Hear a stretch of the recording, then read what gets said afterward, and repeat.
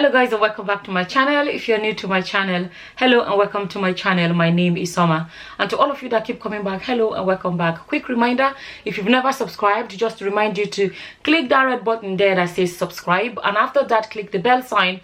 That way you get a notification whenever I upload a new video. You know, the other day I shared a video about how a lot of family members back home in Nigeria assume that people abroad are stingy, they don't want to help. I think that you've gone abroad, you've forgotten about them and all of this. I made that video and I discussed that, and I shared it on my personal Facebook page, and there was war. Well, not really war, but there were people kind of oh god, I can't laugh. Some people actually was massive argument, and some people are like, yeah, they are stingy, they are very, very stingy, and some people are like, no, we are not stingy, you don't understand, we have our own hustle abroad. You know, the conversations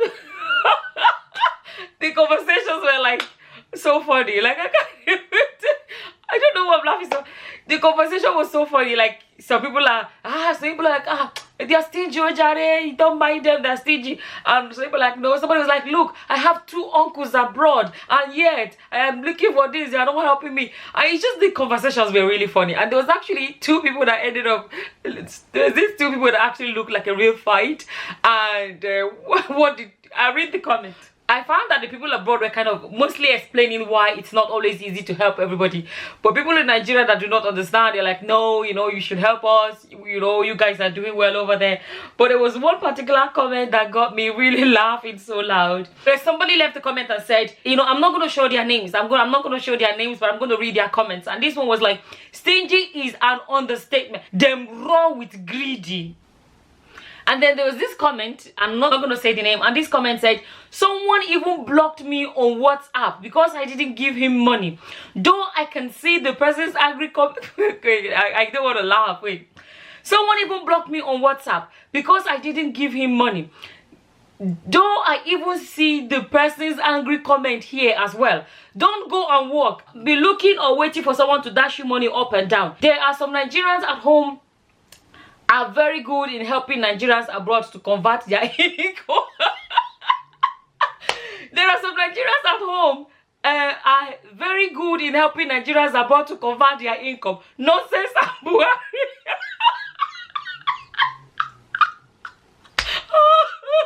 Okay.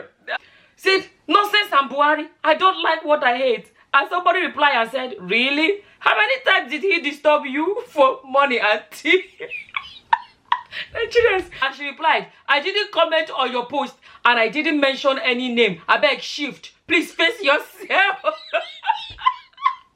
I was like it was a heated argument. Like, the argument was hot on my private Facebook page, on my Facebook profile.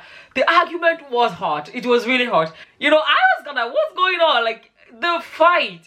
So it shows that it was actually like, it showed that that was a topic that needed to be discussed. So there is a massive difference between Nigerians abroad and Nigerians in Nigeria when it comes to understanding why a lot of people abroad are not always able to help. So I find that a lot of people in Nigeria believe, no matter what I say, we all know this, a lot of people in Nigeria believe that you're abroad, you're doing so well, there's no reason why you shouldn't help. Like, come on, you're being stingy. But why people abroad are like, I'm not being stingy, I have bills. I actually have somebody that left a comment, and he left a list of some of the things that we abroad spend our money on, and I actually added to list, say, don't forget this, don't forget that, don't forget that, you know. But I find that that's going to always be a debate between those of us in Nigeria and those of us abroad, and understanding of why it is not always easy to help people. You know, somebody actually left me a comment and say, I have an uncle, I have 2 uncles abroad, you know, they don't help. And I tried to explain that your 2 uncles, there are several other people that are actually pointing and saying my 2 uncles, but you know, they have several nieces and nephews and aunties, and you know, there's so many people that are kind of looking, but they are looking up to you simply because you live abroad. So that's that.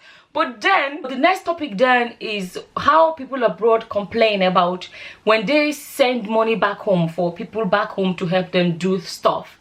They always end up being duped. They always end up having their money completely taken from them and nothing done. People have sent money for houses to be built, you know, and it never happened. People have sent money to say, you know, buy me a car, I'm coming back to Nigeria for the summer, buy me this car, when I come I'm gonna use it, and then they get back, there's no car. I actually know somebody in my family that lives abroad. I've been sending money to the sister's husband to help him build a house, because he's very close to his sister, and he was like, I trust her. So he's been sending this money to the sister and her husband, you know, to help him build a house in the village, and it never happened. The sister and the husband ended up using all his money to build a house for themselves. They built a story building for themselves, and he came back and there is no house. Like, that was his plan, was to build and then, you know, come to Nigeria and have his own place to sleep in. I know people that their own fathers have actually stolen their money and never built it. I actually have a friend then that was building a 4-flat building in Benin. She was telling me that, see, they duped me. She duped me. It's like, if I send 3 million, they will spend maybe only 1.5, and they will just chop the rest. She was like, they duped me, but at the end of the day, I ended up spending more money to build this house. She said, I'm happy at least there's actually a house. She was like, my own better passport that they didn't build at all for them. It happened to me as well. Like, before I got documented, I was waiting for my green card. I didn't have my green card. I was kind of waiting, and that period where you're not sure, will I ever get it or will I not get it, you know? And I was saving. Like, when I say saving, my money was not a lot. I could save like 50 euros, or I could say 30 euros, and I got the family member to open an account for me, and I was like throwing money into the account. It wasn't a lot, but that was all I had, because I didn't have a lot of money then. I would throw like 20 euros into it, I would throw like 50 euros into it. I was just like throwing bits and pieces into it, and after a while my money came to like 200,000. I was kind of preparing myself that if anything happens and I end up going back, at least something, rather than not have anything at all to go back to in Nigeria. So I was saving up this money, but long story short, my money was spent, like completely spent, like not 1 cent left of it. No, zero. I had many experiences. I sent a friend, someone I trusted this guy. We were childhood friends growing up, and I sent him to go somewhere. Like, I sent him to Ogun State to go do something for me. I sent the money and rang him. He was supposed to travel like on a particular day, and I rang him and he wasn't even answering his phone anymore. I rang him for 3 days. He didn't answer his phone. Finally, he answered his phone and told me he's in Lagos. He went from Benin and he said, I'm in Lagos visiting my sister. And I was like, I gave you money to travel to Ogun State and you went to Lagos? You know, and he was even getting offended. You know, he was even getting offended that I was, you know, ringing him and saying, but I sent you to Ogun State and you went and sat down in Lagos.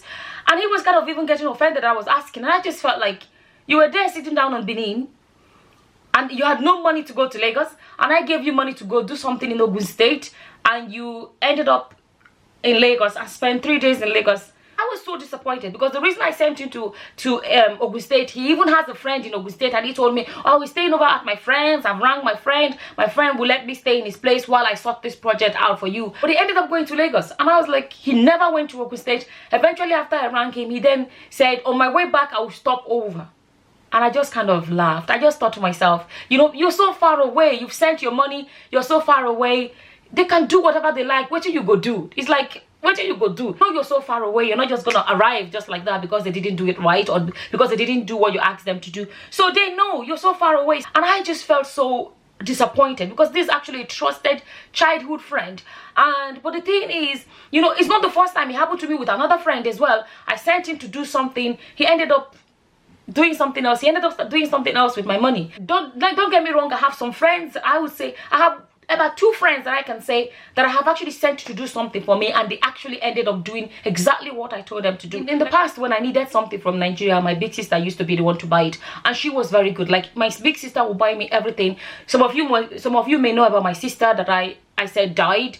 You know, I made a video about her. I'll try and link that video in the description box below. You can check it out. My big sister used to buy me stuff from Lagos and send them to me and all of that. And after she died, it's hard to find people to trust to really do exactly what you tell them, you know. And my sister was amazing. She would buy it, and even if my money is not enough, she would do everything, and she would let you know, you're short by 30,000, you're short by 50,000 or whatever. And I trusted her, because my sister was very straightforward. You know, she wasn't duping me or anything. I know she would do exactly what I asked her to do. She was amazing. But she died some years ago. But I actually have another friend that is amazing, and everything I tell her to buy, she will buy every single thing. Like, nothing will be missing. But it's not always easy to find somebody like that to trust. You know what I mean? So there's so many people have so many stories, you know, sending somebody to get something done for them in Nigeria and getting completely duped or partially duped. What about if you had a piece of land and somebody else sold it before you came back? There are actually some people that have sent, you know, people to help them buy a land. Let's say the land is like 10 million and they will tell you it's 20, and then you end up sending 20, not knowing that the land was only 10, because you're far away. I know of many stories of people that have been sending money for somebody to build a house for them, and this it's not funny. It's actually not funny. You know, so people have actually been sending money for somebody to build a house for them, and the person will go and take a picture of somebody else's house and send you, oh, that is the foundation. And they keep sending of somebody else's house and say, oh, that's your house. I say, that's your house. And they keep sending you this picture. There's been stories like that. You know, they keep sending picture of somebody else's foundation, somebody else's house, and say, yeah, we're doing the decking now and everything. And at the end of the day, it's somebody else's house. Arrives in Nigeria, feeling on top of the world that I have built a house in Lekki, I have built a house in Banana Island, and then they come and they find out that nothing, there's no house, it doesn't exist, you know. So people have gone crazy because of this kind of duping that's happened. It has been done by fathers and mothers, brothers, sisters, uncle, cousins, friends. You know, so many people have stories to tell of being duped. I'm laughing, but it's actually not.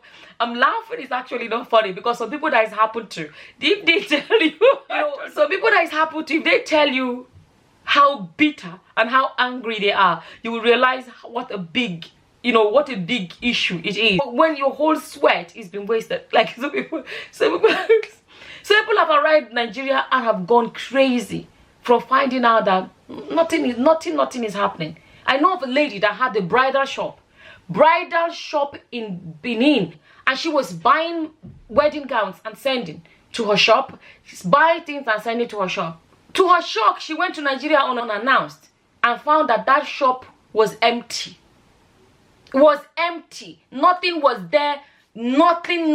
Completely empty shop. No money, nothing. She's like going crazy. What has happened? You know, a friend of mine was telling me the other day, she was like, sending people in Nigeria to do something for you is a waste of your money. He said, because so many people are struggling back home, that you sending them money for them is their own testimony that what me today, my level don't change. This my friend was telling me that no matter what you do, like even if they didn't plan to dupe you, they'll end up duping you because of, you know, because you're not around and a lot of people are already struggling, and you sending this money, it's hard for them to sort out your problem when they have so many problems. Do you know what I'm trying to say? So I thought to myself to actually make a video. Let's actually talk about this. What is your experience? What stories have you heard about? You know, what advice do you have for somebody that is living abroad? And don't forget that some of these people that are sending money for somebody to do stuff for them are typically people that do not have the document to travel yet, and they're like, okay, let me keep building something that, you know, if anything happens, at least I have something to fall back on. Or I can't travel yet, but keep building this for me. At least when I come to Nigeria,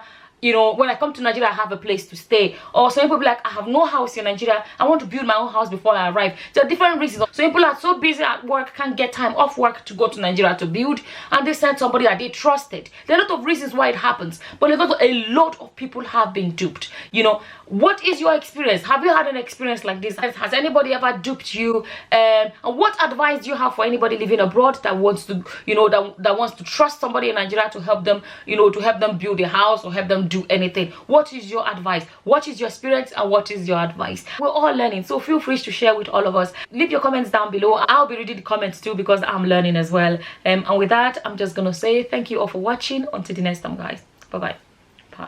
It's goodbye, friend.